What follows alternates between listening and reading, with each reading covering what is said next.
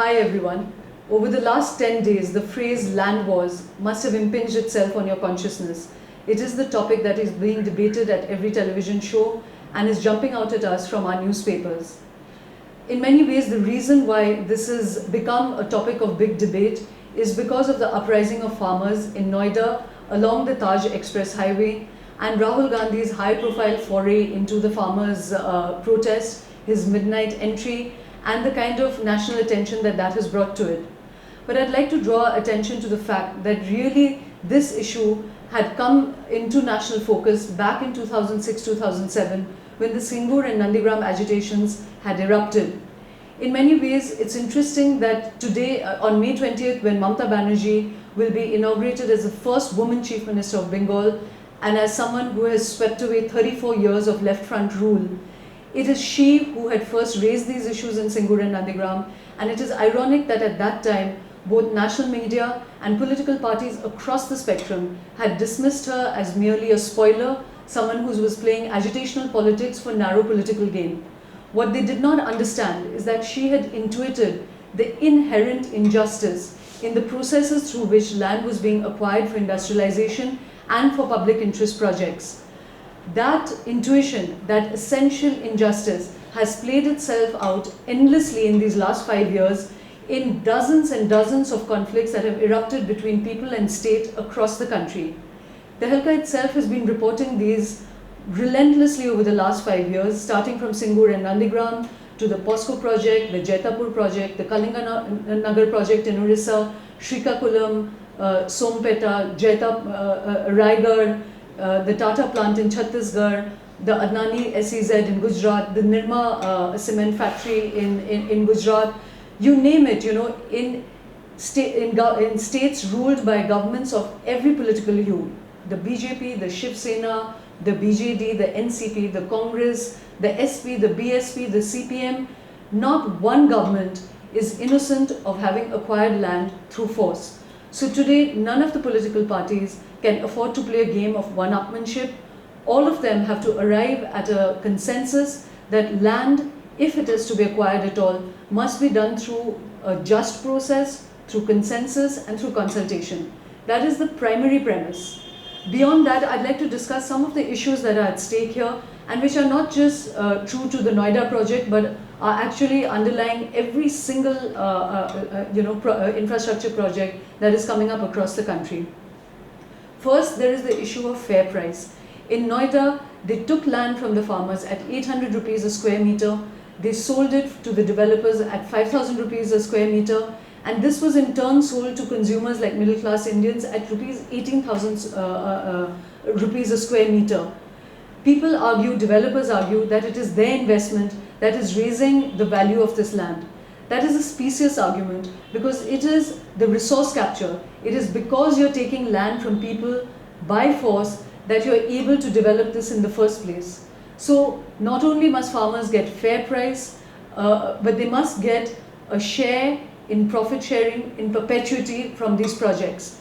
For instance, in the Kochi airport project, the farmers that were displaced were given stakes and stocks in that project. This allows them not to be destituted, not to be pushed from a land economy into a money economy, but to be invested in the development that comes about on their land. It is crucial to understand this concept of being shifted from a land economy to a money economy. Because back in 2006-2007, because it was the prestigious Tata Nano project that was coming to Bengal, most middle-class Indians thought, but if these people are getting money, why don't they just move from this land? What we have to understand is that you're not just moving people away from land, you're moving them away from livelihood, from history, from their schools, their neighborhoods, the, social communities, and you're pushing them, when I say, into a money economy. Basically, families can live on generations on land. There's a sustainable livelihood, you can eat, you can live with dignity. When you pay them for this land, mostly people have very small land holdings. They barely get 2 lakhs, 3 lakhs, maybe 8 lakhs. If you're in Haryana or in UP, you may get 40 lakhs. But that money fractures within the family and it finishes very fast. You buy a house, you buy a car, and your money is over. And then you're left with no livelihood and no skill sets. Further, almost every acre of land not only has landowners, but it has sharecroppers, bhagidaris, tillers, who don't possess the land but live off it. When you acquire this land, these bhagidaris and sharecroppers get absolutely no compensation. So there is millions and millions of anonymous people, development refugees that we are creating. People who are the faceless migrant labor that move from project to project, hopelessly and with despair, with nothing to gain from the India that is burgeoning with 8% GDP growth. These are issues that we must sort out with the basic approach, not that they are anti-development, but that justice must be done to everybody. The third aspect of this is to define what is public purpose. So far, land was being acquired for private industry, for corporations, for infrastructure projects, for real estate speculation, and there was absolutely no definition and no distinction. The important thing to understand here is that what has been going wrong is that the government has been intervening and buying land under that archaic Land Acquisition Act of 1894, which allows you to buy it under the guise of public interest and with force. In the new Land Acquisition Act, the public purpose must be narrowly defined. Is it a road project? Is it a bridge? Is it for a hospital? Is it for a school? And how will local communities benefit from this? The arguments are that if it is to be a private industry project, or even the mechanism should be that the corporation deals directly with landowners, negotiates a market price, and only if the very last mile, if there is a small percentage of people holding out, that the government should then intervene so that big industry projects can come up. The Land Acquisition Act has been discussed a lot. There's a new draft which has been lying in Parliament for almost 4 or 5 years. In UPA 1, it was almost passed. It was waiting to be introduced in the Rajya Sabha when the government's term ran out. In UPA 2, it has been gathering dust largely because of the tumultuous nature of the UPA 2 term, and also because Mamata Banerjee has been staunchly resisting one clause in the Act. Right now, it says that if 70% of land is acquired by industry and 30% of people are holding out, then the government can intervene. Mamata Banerjee wants it to either be no government intervention or only 10% of people holding out, at which point the government should intervene. But these are really technicalities. The main thing to understand is that, and a heartening development is, that the debate around this now has moved to issues of justice. There isn't the sanguine understanding that because India must move on this nameless path of growth, that others and our own citizens should pay the price for that. There isn't that cynical idea that this is the march of history and there will be collateral damage. It is heartening that the people who have fought these issues on ground, fighting endless battles of resistance, facing bullets, losing lives, sitting on rallies, that slowly but surely the discourse around land acquisition has changed. In the monsoon session of Parliament, the Land Acquisition Act will come up for debate and it will be passed.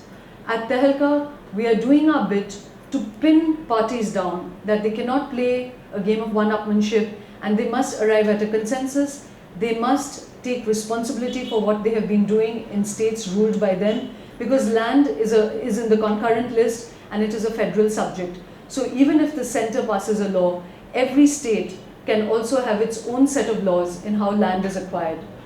We have to understand that also many farmers and many tribals do want to give up their land. They may want to be part of another kind of economy, but it cannot be a presumption. With every project, the circumstances around it, the desire around it, and the ambition around it is different. And that is a sensitivity that we have to build. There are two key other issues that one must understand about this conflicts around land acquisition. One is the location and siting of a project. To just give you a bit of understanding, in Bengal, there were almost 50,000 factories lying defunct. There were thousands and thousands of acres of arid land. But both the Tata factory at Singur and the Salem Group's chemical hub in Nandigram wanted to take over land, rich emerald agricultural land, many of it which was 3-crop, 5-crop rich land for industry. So the other thing that governments will have to tackle and to lay out regulations for is that where should projects really be sited? if these projects are meant to create development in India, then they should be sited a little far away so that roads, infrastructure, electricity is forced to come to them, rather than that they become real estate speculation in some of India's most prime land. The other is about taking over rich agricultural land for industry. There is the issue of food security. If we push people away and we do not put as much emphasis into improving and enhancing agricultural production, there is a fear.